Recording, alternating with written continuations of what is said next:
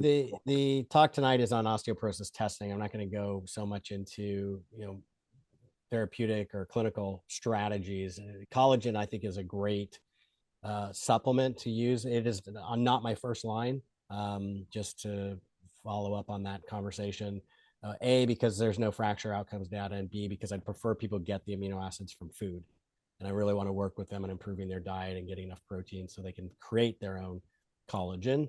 But the collagen peptides do have good research on them for improving bone density.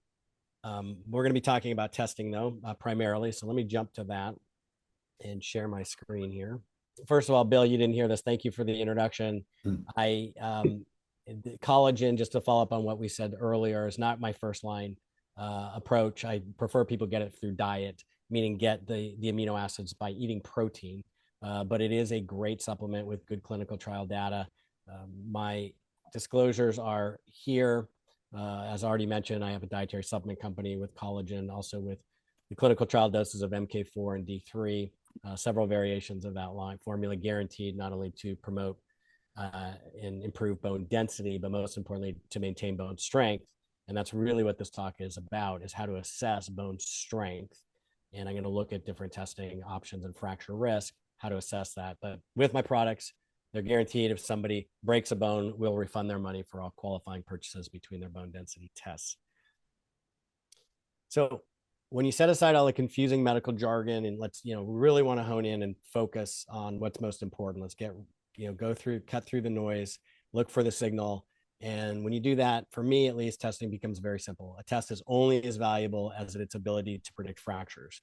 Now, if I had a little asterisk there and an addendum, it would be, well, there are patients also who really want to see numbers on a test move, and it may help with compliance for them to see that. So, that is another, I think, clinically justifiable reason to order a test. But I can tell you, the longer I've done this, the fewer tests that I do order. So bone health can be evaluated in three main ways. The first is a physical exam that offers clues that may suggest bone loss and fracture risk. So I want to not skip over that. I really want to spend a little bit of time with that and what tests you can do in office quickly, easily, inexpensively, or no cost at all, that can give you great information about somebody's fracture risk and their frailty, to have a conversation with them. Because overall, one of the best results of testing is opening a door to a conversation to get people to be more involved in their own healthcare and more proactive. So then the second main way that bone health can be evaluated is through tests like DEXA, REMS, quantitative, CT, ultrasound. And then lastly, laboratory tests, bone turnover markers, for example, and other tests. So I'm going to talk about each of those three categories a bit tonight in the time that I have. So physical exam. So this is for osteoporosis risk. And this is all, standard stuff from JAMA and other medical journals. But if somebody's low weight, that's a risk for osteoporosis. If they've lost height, 2 centimeters in 1 to 3 years. One of the things I want, and you can read that list, I'm not going to read everything on every slide, but the thing that I think is missing a lot with people is the very last bullet point, and that is not conventionally recommended, and that is thinning skin. If somebody's skin is thinning and is more friable, it tears more easily, that could be a sign that they're also losing bone, because there's collagen in skin, there's collagen in bone, and it's when the bone collagen starts to degrade that bones become more fragile and weak, and they're losing bone mineral density also. So that could be a symptom or a sign, or otherwise a sign where somebody might want to get a DEXA scan or another test done. Screening rates generally are very low. And we're talking about over like 95% of Medicare age population, which is the highest risk, aren't getting screened. But there are many other patients at risk, and barely any of them are getting screened. Patients who are on certain medications like SSRIs, SNRIs, proton pump inhibitors, they're not getting screened, and those are risk factors for osteoporosis. For every 19 women taking an SSRI now for 1 to 5 years, we expect one of them to fracture a hip. Very dangerous. Prednisone, people know about commonly, but even common drugs like aromatase inhibitors, known to increase fracture risk. 20% of women on an aromatase inhibitor for 5 years are expected to fracture. Even those patients are not getting screened per the guidelines with a baseline and follow-up testing. With cancer patients, screening rates are almost non-existent for most cancer types. So there's an online fracture risk assessment tool that people can access.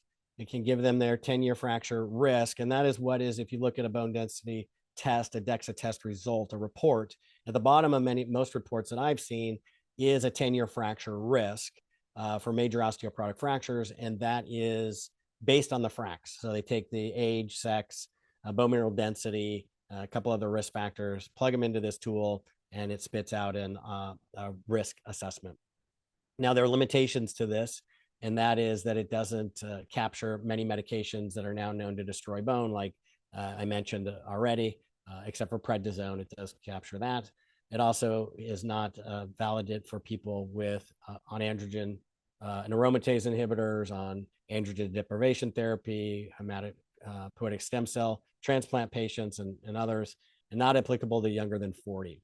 Now, I do want to say that it's important to note on the DEXA test, when you get that fracture risk, 10-year fracture risk, I really bothers me the way that this is discussed with most patients, because it's very scary for them. And it's scary in the sense that it'll say, oh, you have a 7% or 10% or 5% risk of a fracture in the next 10 years.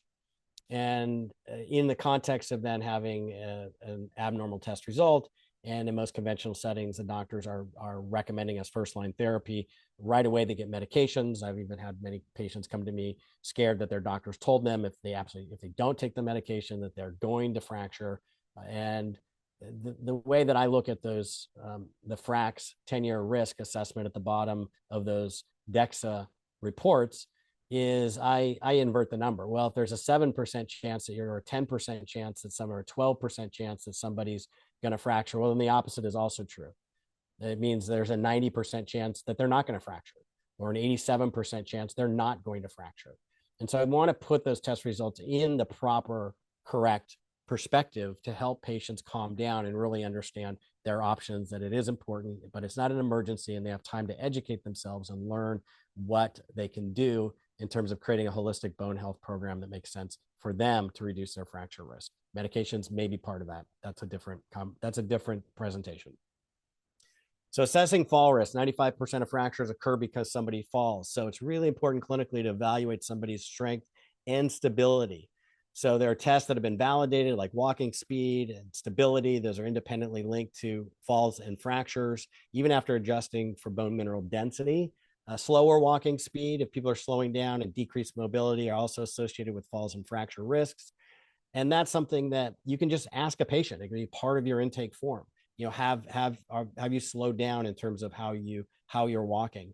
In terms of patients, you can just assess them by watching them walk, greeting them and walking down the hallway with them. Is their gait irregular? Do they walk slowly? Are they hunched forward? How easily do they get up from a chair? Do they need assistance? Do they have to really push off the arms of the chair to stand up? Those are all clues, clinical clues, that give you some idea of people's fall and fracture risk. And the American Association of Clinical Endocrinology, their guidelines recommend specifically lists impaired gait or balance as key risk factors for osteoporosis-related fractures. And JAMA also emphasizes walking speed is consistently lower among individuals who fall, and gait and balance assessments are central to understanding somebody's fall and fracture risk. So please do not forget just about our clinical evaluations without needing even any labs or hardware, radiology reports, any of that. So strong and steady means your risk is reduced. This is based on a 2005 study. If patients were strong and steady and they had no history of fractures or recent falls, now bone density test would only predict 5.3% of women and 4.3% of men less than 70 with osteoporosis who will later fracture a hip, which is the most dangerous type of fracture. For those over 70, the predictive value went up. That DEXA then predicted 14.6% of women and 10.9 or 11% of men over 70 with osteoporosis who would fracture a hip. But let that sink in for just a second. Most of the time, there is this univariate analysis that's done. They get a DEXA result, and it says that you have a T-score of less than -2.5, and maybe it's -3, -2.8, whatever it is. and you're told that you have this high risk for fractures. But there's usually not a variable analysis that's done. And if you were to factor somebody's risk for falling was low, that predictive value of a bone density test goes down. It's even less predictive of fractures. And yet that is almost predominantly what is tracked, a bone density test result in clinical encounters. And that is almost predominantly what patients are told to look at when it comes to their fracture risk. So changing that discussion, I think, is really important for being more accurate when it comes to discussions with patients and their true risks. By itself, a bone density test, and this is a later slide, only predicts 44% of women with osteoporosis who will fracture and only 21% of men. So even that alone is not very sensitive or specific. When somebody's steady and strong on their feet, their risk of falling is low. That predictive value is even lower. Footwear. This is really important to reduce fractures and often overlooked. Just ask your patients, what do they wear when they're in the house? Most of the falls happen when somebody's in their house. For adults over 70, more than half of falls happen when they wear socks or without shoes or were bare feet. So researchers have studied this, and just walking barefoot or in socks increase the risk by 11.2 times compared to people wearing sneakers age 65 and older. And researchers looked at another group of people. And the bottom line is that the average age of this third bullet point here, 78 years old, who had fallen and fractured and had to have surgery. They were asked what they were wearing when they fell, and 72% were wearing socks, slippers, or were barefoot. So wearing slippers with open heels also predicted falls in elderly women, resulting in hospitalizations. So talk to your patients, and in terms of helping them reduce the risk of fractures at home, wearing indoor sneakers that lace up with good support is the best recommendation. They just wear them in the house and they lace up. It's going to give the best support. What about a one-legged stand? So again, this has to do with strength and stability. It's a validated assessment. There are two tests, the 5 and 10-second one-legged stand tests. It's a predictor or assesses fall risk, functional decline, fractures, and mortality. In the 10-legged stand test, one-legged stand test is considered a better predictor of all-cause mortality and loss of independence than the 5-second. But in a study of 1,700 men and women, they were followed for almost 10 years.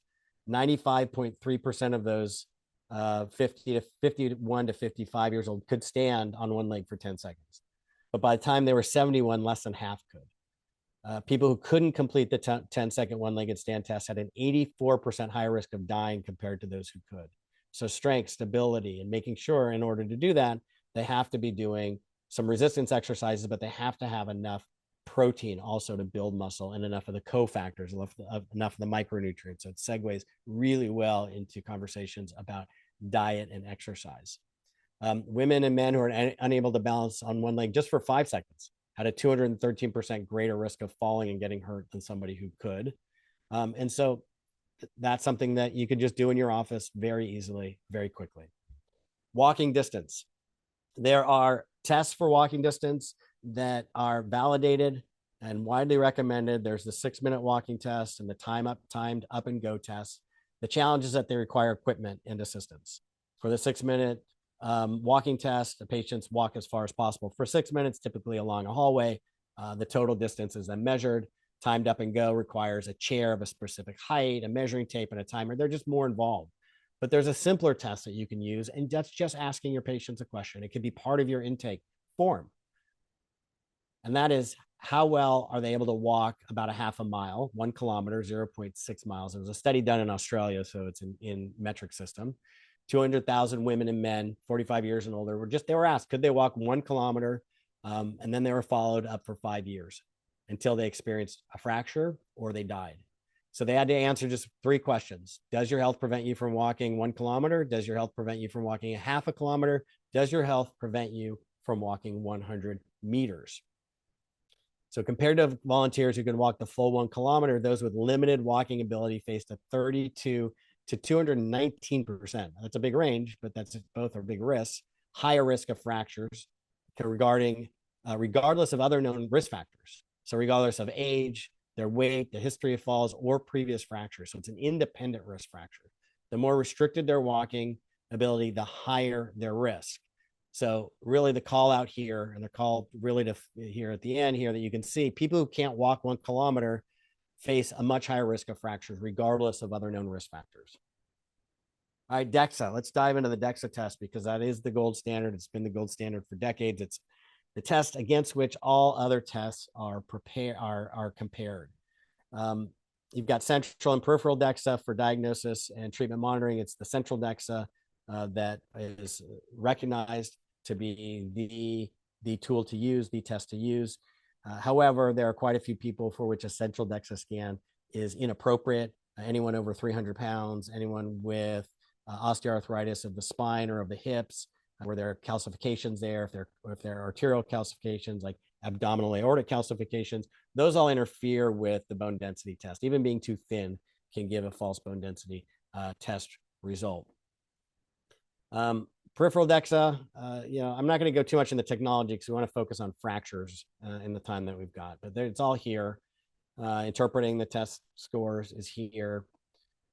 But the bottom line is for this, that we know all the way from the 1990s that bone mineral density explains less than half the risk for hip fracture. So I already talked about that. The 44% statistic that I cited of elderly women who progress to fractures with a bone density test only predicts 44% of women who will fracture. That was from 2008. And then a 2014 of Annals in Internal Medicine study concluded, quote, among persons receiving FDA-approved osteoporosis pharmacotherapy, changes in bone mineral density are not good predictors of the anti-fracture effect. Now, I really want to drive that point home because, again, the bone density test is what most doctors are focused on. It's what most patients are focused on. And when it comes to the clinical encounter, when they're taking an FDA-approved pharmacological agent and their bone density goes up, the doctor's telling patients that they're protected and the patients believe they're protected. And in fact, there's really not a strong correlation there, and they're not necessarily protected. Their fracture risk is not necessarily going down. And in fact, that's the whole reason why I got into this line of work to begin with, or this specialty, because my mother-in-law was on Fosamax. She was doing a little bit of holistic stuff that I was helping her with, but she was on Fosamax as well. Her physician had prescribed it and her bone density was going up. And so she was happy, he was happy, and I was happy. And then she fell and fractured her hip. And I thought something's wrong. And that's when I sort of discovered a lot of these data. That was in 2005, 2006, even before the 2014 study came out.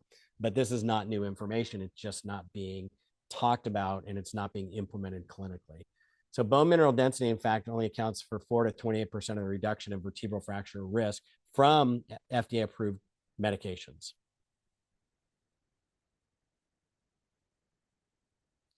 So DEXA errors, also have to realize there are a lot of DEXA errors that occur. Up to 90% of tests in one study contained one or more error related to data analysis or reporting, incorrect positioning of patients, artifact, or demographic errors. So it's also a test that's highly prone to errors. The best recommendation for DEXA tests is they're done ideally on the same machine at the same radiology clinic each time to get hopefully the most consistent results or the results that are most comparable. So now there's a trabecular bone score that's available. It's an add-on if the software for the DEXA scan can do it. Hologic machines have them. If it's a newer machine, they're probably going to have this feature on it, or the option for them to add the feature to do a trabecular bone score. And it looks more at bone quality of the lumbar spine. Overall, though, when you look at a TBS, there's only modest improvement in fracture prediction. And there's a clinical trial, 560 postmenopausal women in France. They concluded that the TBS only added limited information on fracture risk prediction. This is Manitoba study, however, is the largest study. This is what's commonly cited when companies are promoting trabecular bone scores. And so I want to talk a little bit about this study, what they found, because there aren't many studies validating this technology, but this is the largest one. It was from Canada, over 29,000 patients. And what they found is that the combination, they're looking at, again, low bone mineral density plus a low trabecular bone score. You have 12.1% had spinal fractures, 16.3% had hip fractures, and 15.3% had femoral neck fractures. Now, when the bone mineral density was normal and they had high trabecular bone score, which is good, their fracture risk, the relative risk was much lower, or the risk was much lower, the actual absolute risk. 2.2% had a spinal fracture, 1.9% had a hip fracture, and 1.7% had a femoral neck fracture. So this is oftentimes cited as the justification for a trabecular bone score, and people get really excited when it improves, and that's great. We want to see it improving. There are no outcome studies at this, looking at this and showing if we improve a trabecular bone score, does fracture risk also decrease? I think it probably does, but just to be clear about what research exists, we don't have that.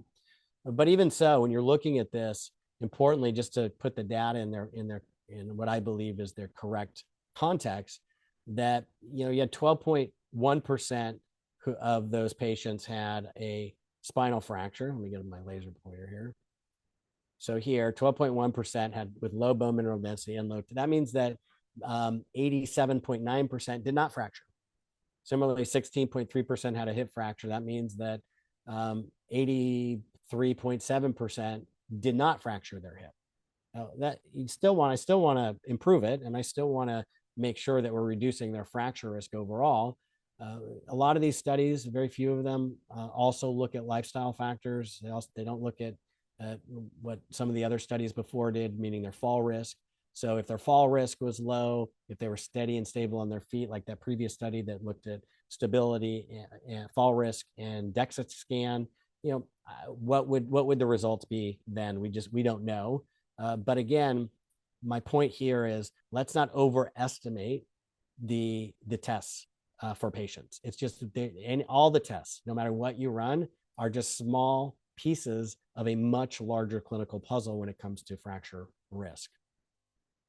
Biomechanical computed tomography, CT scans can be good because if the radiology department can repurpose existing CT scans, abdominal CT scans can be repurposed. It can save the patient time and some money. They don't have to get another test. There are conversion guidelines for converting CT tests to DEXA T-score and Z-score equivalents or T-score equivalents. It is an alternative or considered an alternative to osteoporosis screening as an option. But what about, for advantages, it's not affected by artifacts like DEXA, so that's not an issue. It's accurate in patients with extremely high or low BMIs. And for Medicare patients, and that was just the most recent data I could find is 2007, 10% had received an abdominal pelvic CT scan at that point. So, if they already had one done, they can be repurposed. It's also more sensitive than DEXA at detecting osteoporosis. But let's be clear, that's detecting osteoporosis. That's not necessary. That's not predicting fractures. Those are two different variables. The disadvantage is it's a much higher radiation. So if you look at ability to predict fractures, there have been 13 studies that have looked at the ability of QCT to predict fractures, hip fractures more specifically, which is the most dangerous type of fracture. If a woman fractures her hip, there's up to a 36% chance that she'll be dead within a year. So really hip fractures are the biggest risk, although we don't want to get spinal fractures either. 11 studies show predictive value equivalent to bone mineral density studies at predicting fractures. 2 studies showed superior predictive value, both were enrolled in men. So maybe for men, it might be more predictive, but it's still unclear to me. I don't think there's enough data to definitively know that. The bottom line, overall, QCT is not superior to DEXA at predicting fractures in postmenopausal women with osteoporosis. What about ultrasound? So ultrasound uses, as the name implies, as I'm sure everybody knows, sound waves to look at quality of bone. The United States Preventative Services Task Force conclusion, it has a similar accuracy to central DEXA scans. In one study, broadband ultrasound attenuation in men, it was not significantly associated with fracture risk. So the USPSTF conclusion in terms of accuracy to central DEXA, that's for predicting fractures. It does offer a low-cost alternative to assessing bone health. It's portable. It's more easily accessible in primary care than DEXA scan and CT scans, and is radiation-free. Now, that said, am I still on that? Yeah. That said, there is no standard in terms of each company's machine and how it's calibrated and what the cutoff values are. And so every machine, the manufacturer has to validate their technology and their cutoff values with studies. And so you've got to make sure that the machine you're using, if you're going to use ultrasound, has been validated, and you have to make sure that it's calibrated correctly. Because the quantitative ultrasound does not measure bone density, the definition of osteoporosis, according to the World Health Organization, based on a T-score, that does not apply, but it does have practical benefits, but it definitely does not have any superior benefits when it comes to fracture risk prediction. So here are the validation studies I mentioned. There's no consensus as to which device, measured variable, and cutoffs are best. Therefore, if you're going to use it, you've got to verify the device has been suitably validated against DEXA. And here's the fracture risk. It can predict fractures of the femur, vertebrae, and other sites. The results were at least comparable to and similar to DEXA, but not superior. All right, REMS. I'm going to spend a little more time on REMS because that's become a lot more popular. I get a lot more questions these days about REMS. So it's a type of ultrasound, radiofrequency ecographic multispectrometry, which I have to look up every time. For some reason, I can't remember that really long name. I just call it REMS. It first became approved by the FDA in 2018. It was developed in Italy. And what it does is it sends, it's an abdominal ultrasound, and then there's also hip ultrasound that can be done. And it looks at the quality of the bone. It's been validated against a DEXA test and found to be similar in evaluating osteoporosis risk. Again, osteoporosis risk and fracture risk are two different things. It's just, I want to go back to that and make sure that's really clear. So what about fracture risk? To date, there have only been 2 validation studies that have been run. The first study showed no difference. It was age 30 to 70. Results indicated REMS was as effective as DEXA at predicting fractures, right? So that's okay. That's good. It's not superior, nothing better than DEXA. It's just as equally as valuable.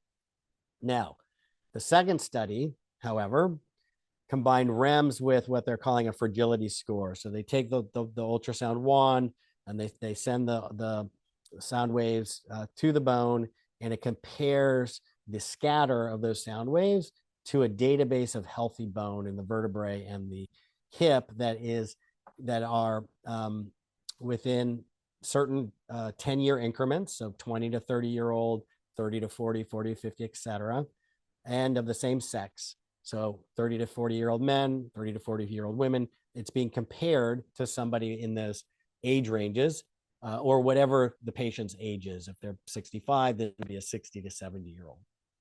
Now, what they showed is that in this study, this second validation study, that 34.8% of women who experienced a lumbar fracture and 6.3% of those experienced a hip fracture. That means over 5 years, the REMS was be able to predict or detect those percentages. If you remember from the previous slide on DEXA and the predictive value of DEXA from that 2008 study, 44% of women with osteoporosis will fracture. So it actually showed that showed worse predictive value in this of fractures than the DEXA. And for men, the test was able to predict 33.8% who would have a lumbar fracture and 10.7% who would have a hip fracture. For DEXA, that 2008 Annals of Internal Medicine study had a 21% fracture prediction for men. So the REMS may actually be better for men at predicting fractures than a DEXA. Again, I think we need more research, but here are the numbers in terms of fracture predictions. Now, importantly, though, the fragility score comes into play because 94.5%, so almost 95%, did not fracture their spine for women when their fragility score was less than 37.2. So lower the fragility score, the better.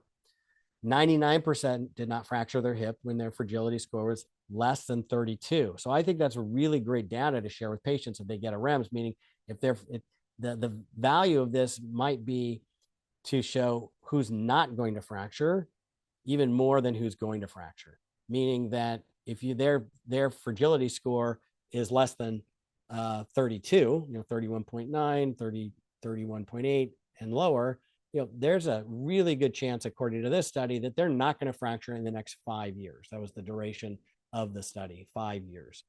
For men, similarly excellent results, slightly different fragility score cutoff values, but also excellent at predicting who is not going to fracture.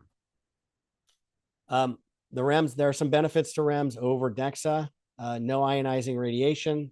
Many patients from a DEXA T-score is invalid like premenopausal women, pregnant women, children, men under 50, they could benefit from a REMS test. And also for FRAX, the online tool is not valid for patients younger than 40, but REMS can be used for those patients. It's also less expensive than DEXA. However, insurance is not covering a REMS test yet. And so it's still going to be out of pocket for patients. So in that sense, DEXA is going to be a lot more accessible at this point to many more patients. REMS is portable, so there's greater access. It can be in somebody's office or at health fairs. Now, that said, we also don't know if that fragility score improves, meaning if they have a higher fragility score and then it goes down, does their fracture risk also go down? If you remember from the DEXA test, an improvement in bone density, at least with the FDA approved medications, is not an indicator that their fracture risk is improving. So do we know that if the REMS test score improves, is their fracture risk also going down? We don't know that data. It just doesn't exist yet. That study's not been done. Similarly, like the risk for falls, if they had done a multivariable analysis and looked at fall risk, if somebody's fall risk was low, was the REMS also just as predictive as it would show in this study? So that also has not been done. And I want to go back to that over and over because the risk for fractures is really multivariable. To serve our patients as best as possible and help them reduce their fracture risk as best as possible, it's crucial to have a holistic approach and a holistic understanding of what we can do to help them, including how we can improve bone microarchitecture and bone strength, but also reducing fall risk and other risk factors like taking them off of medications that are damaging bones or getting them on safer medications if they need to stay on them on a medication to reduce their fracture risk. Lab testing. So I'm a big fan of vitamin D testing. What we know is that the maximum hip fracture reduction is associated with vitamin D levels of 30 to 44 nanograms per milliliter. And that's much lower than a lot of people are shooting for, myself included, for more systemic immune health, 60, 70, some people 80 nanograms per milliliter.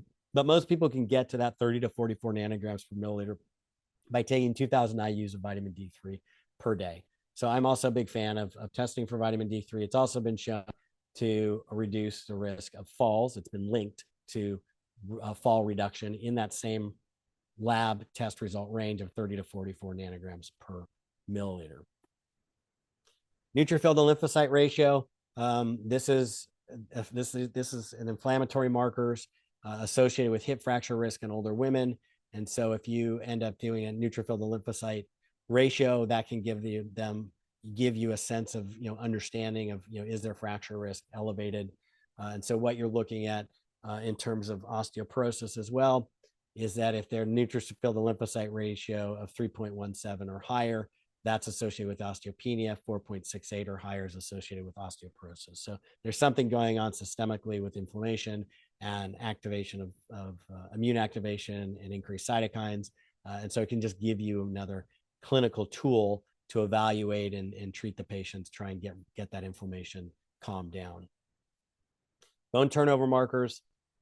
Look, they can be a useful adjunct. I don't love them. I don't routinely recommend them because there's so many limitations in their clinical utility, and there's a lot of pre-analytical variables that complicate their interpretation. So there are two main categories of bone turnover markers. One's are bone resorptive markers, the other are bone turnover markers. And then there are subcategories like matrix products released during bone resorption or formation like CTX, C-telopeptide, and then cellular products secreted commensurate with sort of the activity of osteoblasts and osteoclasts. But as a predictor of bone loss overall, quote, all associations have been moderate and their use in individuals is quite limited. And those are the different citations there supporting that. And what you have is bone resorption. So bone is resorbed, it breaks down much faster than we build it back up. So the bone resorptive markers, if you test them, can be tested more frequently than the bone formation markers. So bone resorption markers, will change within 3 weeks. So maybe once a month, like CTX, if you want to follow that closely. Unlike a DEXA test where you're looking at an interval of 18 to 24 months typically, although I have seen shorter intervals. There's actually one clinical trial with MK4 that's in my products, 45 milligrams per day in divided doses, 6 months, improved bone density within 6 months. So they can be tested shorter, but retested in shorter intervals, but I don't believe it might be challenging to get insurance to pay for that retest so soon. Bone formation markers, it takes months to form bone. So those are going to be tested less frequently. So here's some of the bone turnover markers, P1NP, total alkaline phosphatase, osteocalcin, and then there's bone resorption markers like urinary NTX, bone-specific CTX, tartrate-resistant acid phosphatase 5B. The ones with the asterisks there are the ones that are more kind of widely available. Alk phos is, there should have an asterisk there too. That's widely available as well. But in general, the most common method used are ELISA and automated immunoassays. The challenge is there's really high, or there can be very high interassay coefficient of variation. So for track P5 assays, there's 13.6% coefficient of variation. And for CTX and NTX, the results can differ between labs up to 5.6-fold. So again, it goes back similar to a DEXA test. The best recommendation is get the test rerun on the same machine at the same lab, but even intra-assay coefficient of variation. So that's a 26.6% for urinary NTX assays. So that can even be really high. So you can't necessarily even, bank on the fact that the results, serial results, are going to be, accurately depict a trend.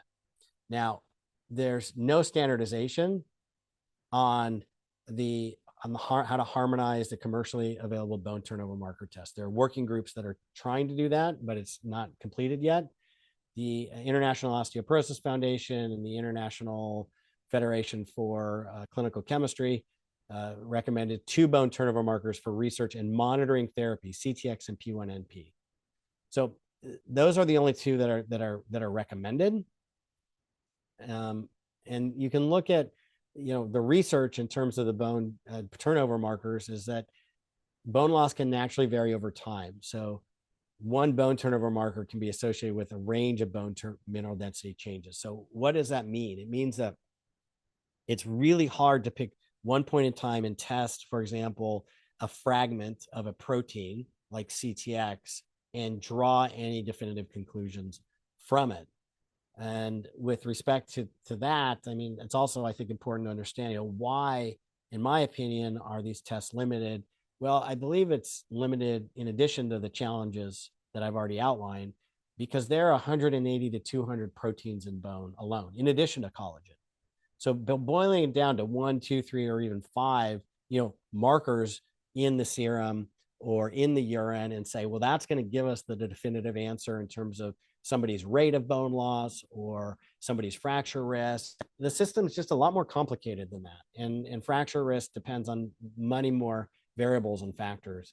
And our metabolism, our metabolic health within bone is a lot more complicated than just a few test results in terms of bone turnover markers. Now, I've had patients come to me and their doctors compared the ratio of bone turnover markers, and they said, well, your ratio is high or your bone turnover markers are high, but you're perimenopausal, so you're a fast bone loser right now, but that'll slow down over time. Well, that's great, but that's actually not accurate. The accuracy of being able to predict the rate of bone loss is essentially a coin toss. It's about 50%. So telling patients that is just not in line with what the evidence shows. It can only predict only 40 to 55% of the fast bone losers. And changes in bone turnover markers during anti-resorptive treatment, they are correlated with their anti-fracture efficacy. So that's why measuring them while somebody's on a bone therapy, a bone medication, osteoporosis medication is a recommendation. You can monitor that bone turnover marker for compliance and to see if things are headed in the right direction, but you can't draw a definitive conclusion that their fracture risk is being reduced by X or Y%. It's just not possible. So fractures, they can identify fracture risk, but practical guidelines are lacking. So we just don't know what the cutoff values are, what the ratios are. In studies, even how fractures are classified varies. And most studies evaluate hip fractures with only a few assessing vertebral and non-vertebral fractures. And in one study, there could be up to 10 different bone turnover markers evaluated, and the results for one marker varied tremendously between studies, from non-significant to strong prediction, meaning the results are all over the map when it comes to bone turnover markers. So pre-analytical variations. If you're going to test them, you want to typically test them in the morning, fasting. The lowest point is going to be mid-afternoon. There's seasonal variations. If you test these, they're going to be higher in the winter because bone turnover is higher in the winter. And in premenopausal women show the greatest variation over time as well. And so if you test somebody in the summer and you test them in the winter, the results are not comparable. You can't really draw any conclusions from that. If you eat, postprandial, again, they have to be fasting. So eating before will throw that off. If they've exercised in the last 48 hours before testing, that'll throw off the results. If they're smoking or have low BMI, if they are premenopausal, bone turnover rises during the mid to late follicular phase and falls during the mid-luteal phase. So the best practice is to test during the follicular phase. So not only do you have to make sure with premenopausal women that you're testing in the correct season or comparing the same season year after year, but also the same time in their cycle, in their menstrual cycle, in order to try and get at least as accurate results as you can. Also understanding all the other analytical variations that are occurring. Extraskeletal considerations. If they do have systemic sclerosis or other, matrix remodeling diseases or conditions going on, congestive heart failure, dilated cardiomyopathy, bone turnover markers increase. Those concentrations increase. And also, if they fractured, for up to a year after a fracture, bone turnover markers can be increased. So the Scientific Advisory Board of the European Society of Clinical and Economic Aspects of Osteoporosis, Osteoarthritis, and Musculoskeletal Disease, it's a freaking mouthful to say. They came together, they looked at all of this data, and they prefer P1NP and CTX based on the specificity to bone and their relatively low analytical variability, as well as their performance in clinical trials. So high values may indicate need to investigate secondary causes of osteoporosis, and testing them can improve fracture prediction, but only slightly, again, only slightly, with a gradient of risk of about 1.2 standard deviations increase in the bone turnover marker in addition to clinical risk factors for bone mineral density. So what does that mean? Even they're saying you really can't just look at this number on the test. You've got to look at their other clinical risk factors and their bone mineral density and take that, create an entire picture to get a more accurate assessment of fracture risk. And even with the bone turnover markers, their ability to predict fractures is slight. They say here, slightly. For an individual patient, bone turnover markers, quote, are not useful in projecting bone loss or treatment efficacy. And it is recommended that serum P1NP and beta CTX be used to monitor, again, adherence to bisphosphonate treatment, medication treatment. Now, let me just say something about natural approaches. So when you look at natural approaches and bone turnover markers, and this is, I think, where there's a fallacy out there amongst colleagues when they say, okay, we're going to treat a bone turnover marker, and if it goes down, we're going to assume that their fracture risk is decreased.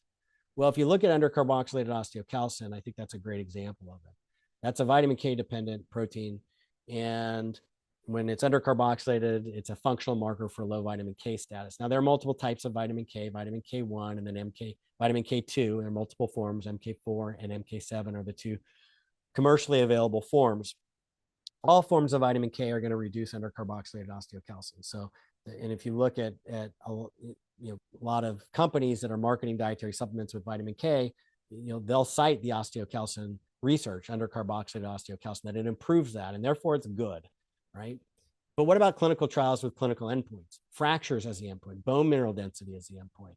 Vitamin K1, there have been 2 clinical trials on vitamin K1, 5 milligrams and 10 milligrams. Neither dose in postmenopausal women with osteoporosis.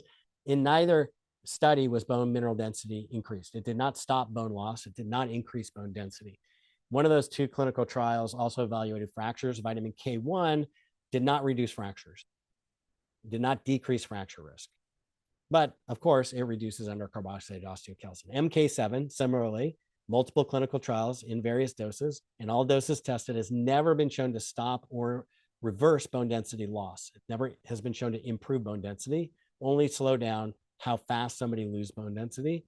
And in the highest dose study, 320 micrograms. In one study, the women taking it lost bone density at the hip faster than those who did not. That's MK7 form of vitamin K2. No clinical trials looked at fractures, so we don't know if it reduces fractures.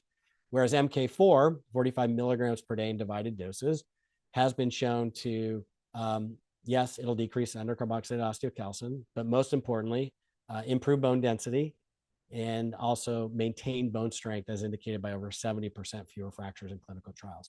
So again, just relying on surrogate markers and changing a number on a test does not necessarily mean that somebody's fracture risk is being reduced. And so look for those clinical outcomes in the studies, not just relying on surrogate markers.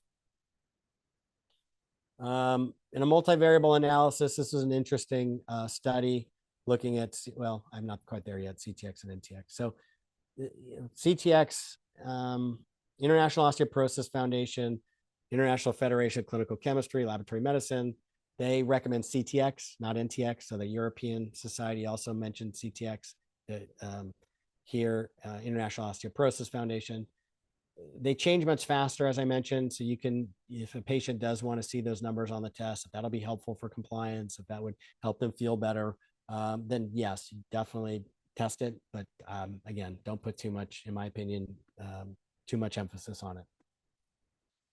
Do they predict fractures? So there was one study, 2000, evaluated the association with fracture risk in postmenopausal women.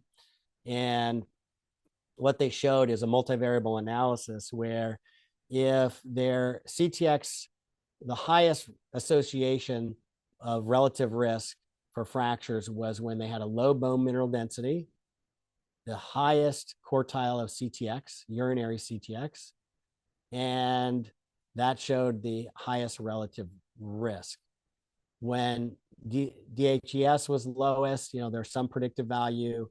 When estradiol was also low and serum CTX was also high, that also showed some predictive risk. But kind of looking again at this multivariable analysis can get a little bit better picture and helping you understand somebody's fracture risk and trying to improve it.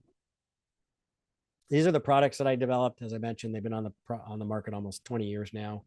There are 3 different versions. They've got MK4, 45 milligrams per day, plus vitamin D3, 2,000 IUs per day. All of them do that. All of them do. Osteo MK4 here on the right has no calcium because not everybody needs calcium and not everybody needs the same amount as a dietary supplement. Osteo K Minis has 400 milligrams of calcium per day, and Osteo K 1,000 milligrams. And they are all backed by our Strong Bones guarantee, meaning that within 6 months, bone density will stabilize or improve, but more importantly, it'll maintain bone strength. If somebody breaks a bone, we'll refund their money for all qualifying purchases between their bone density tests. And I'm happy to take questions.